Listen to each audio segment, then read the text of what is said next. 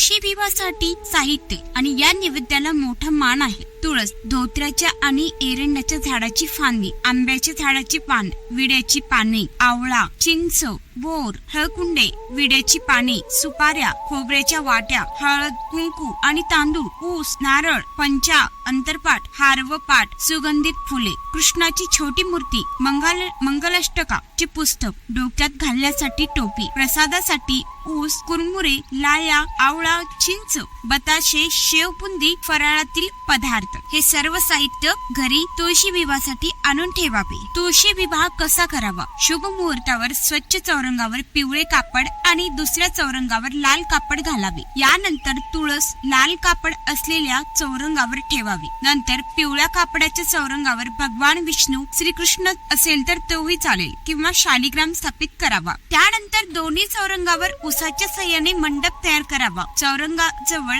कलश स्थापित करावा. त्यात पाणी, सप्तधान्य वगैरे टाकून आंब्याची पाने ठेवावी. त्यानंतर तुळशीला कुंकू, अक्षदा, फुले, फळे, मिठाई इत्यादी अर्पण करावी. या दरम्यान ओम नमो भगवते वासुदेवाय नमः या मंत्राचा जप करावा. तुळशीला मेकअपच्या वस्तू, वधूच्या वस्तू, लाल साडी अर्पण करावी. तुळशीला लाल चुनरी अर्पण करावी. त्यानंतर तुपाचा दिवा लावावा. आता भगवान विष्णू किंवा शालिग्रामला चंदन, अक्षदा, फुले, फळे, कपडे, मिठाई इत्यादी अर्पण करावी आणि तुपाचा दिवा लावून ठेवावा. यानंतर शालिग्रामला उचलून तुळशीची 7 वेळा प्रदक्षिणा करावी. त्या दरम्यान मंगलाष्टका म्हणाव्यात व त्यानंतर दोन्हीची आरती पद्धतशीरपणे करावी. पूजेच्या शेवटी क्षमा याचनेसाठी प्रार्थना करा आणि कौटुंबिक सुख आणि समृद्धीची इच्छा करा. त्यानंतर प्रसाद वाटप करू शकता.